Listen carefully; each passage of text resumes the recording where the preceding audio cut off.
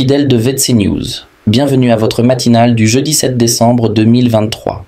Le titre phare de votre journal, Manipulation par le faux et mensonge, une démonstration de plus de l'expertise du pasteur Chana Landry et acolytes. Tout d'abord, suivons attentivement cette déclaration. Pour ce qui est de l'appel, n'est-ce pas, du jugement de la Cour d'appel, j'ai appris étant ici que les juges ont demandé une enquête civile. C'est ce qui a été demandé à Ekounoum, mais le juge d'Ekounoum n'a pas trouvé nécessaire de le faire.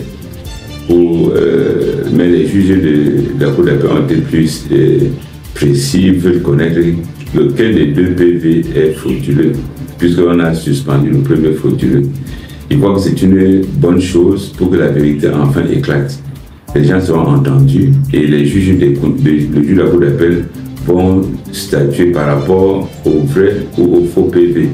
Nous disons, mais si elle a été passée, la vérité va ressurgir et on saura qui est l'auteur des PV, puisqu'on a deux PV signés par la même personne le même jour pour le même événement avec deux informations différentes. Je crois que la vérité va éclater. Nous disons merci à Dieu qui dirige son œuvre. Pour ce qui est d'Allah, il trouve ça très écœurant que l'on puisse recruter les gros bras. Mensonge et encore mensonge. Et pourquoi? Réveillons notre mémoire. Quelques jours avant le 1er décembre 2023, Ngaou et compagnie se réjouissaient ostentatoirement et avec beaucoup d'orgueil, très sûrs de ce qu'il adviendra le 1er décembre 2023. Ils étaient confiants non dans leur talent, mais apparemment dans leur capacité à magouiller et patatras. Rien, sinon enquête civile pour le 14 décembre 2023. C'est l'éclatement d'un ballon de baudruche et la douche froide qui ramène sur Terre un jeune paon en proie à la folie des fausses victoires. En réalité, quelles étaient leurs demandes ou prétentions vis-à-vis de la Cour? Premièrement, que la Cour d'appel déclare le juge des référés d'Ekounou incompétent à statuer sur la suspension des procès-verbaux et résolutions de l'Assemblée générale du 13 février 2021 à Mombo. Deuxièmement, que la Cour d'appel statue sur l'absence d'urgence qui justifierait la suspension du PV litigieux par une procédure de référé d'heure en heure. Troisièmement, d'infirmer l'ordonnance du juge des référés d'Ekounou et lever par conséquence la suspension du PV querellé. En aucun moment la question de l'enquête civile n'avait été évoquée dans leurs conclusions déposées à la Cour. Nous répétons, l'initiative de l'enquête civile n'a été aucunement le fait de Ngaou et Abel Nego. Embrouiller la procédure. C'est cette intention satanique qui avait motivé le refus du juge.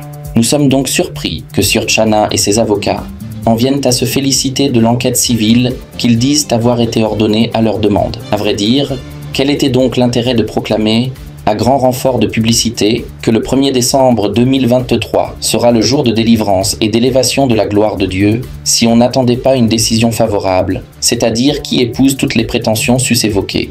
La victoire n'était-elle pas sûre? N'y avait-il pas mobilisation pour la prière la veille? Le Dieu charismatique était-il devenu sourd comme celui de Baal? Hélas, le pasteur Chana déclare sans sourciller que c'est le faux PV qui a été suspendu. Ah bon?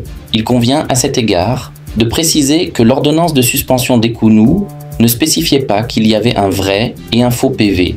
Cette ordonnance parle simplement d'un PV litigieux. Nous répétons un PV litigieux et c'est sur quoi porte la plainte du conseil d'administration de la vraie Église de Dieu du Cameroun. L'histoire donc de vrais faux PV et de faux vrais PV est une pure invention du pasteur Chana Landry destiné à la manipulation de ses partisans. Pour lui, c'est le faux PV qui a été suspendu. Si c'était le cas, quel aurait été son intérêt à faire appel de la suspension d'un faux PV? S'il en fait appel, cela veut dire clairement qu'il y a intérêt et que c'est lui qui l'a fabriqué. Il ne voudrait donc pas voir ruiner ses espoirs d'être PCA, responsable général de l'œuvre en remplacement du pasteur Nestor Toukéa décédé.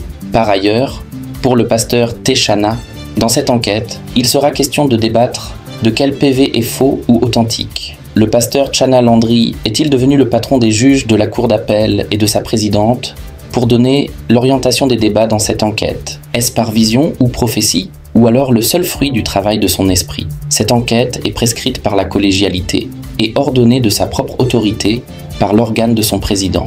Que le pasteur Chana Landry fasse paisiblement sa prière à Mombo en attendant la venue du conseil d'administration légale, de la vraie Église de Dieu du Cameroun et des fidèles vaillants. C'est tout pour votre matinale. À bientôt sur VDC News. N'oubliez pas de partager, vous abonner et liker. Ni un chrétien, ni un serviteur, ni un aspirant pastoral n'a pas le droit de fermer la porte aux chrétiens. Et j'ai dit que si je viens dans une assemblée, si je suis chrétien, et que la porte est fermée, je demande au serviteur d'ouvrir, ne vous pas, je casse, c'est notre maison ensemble.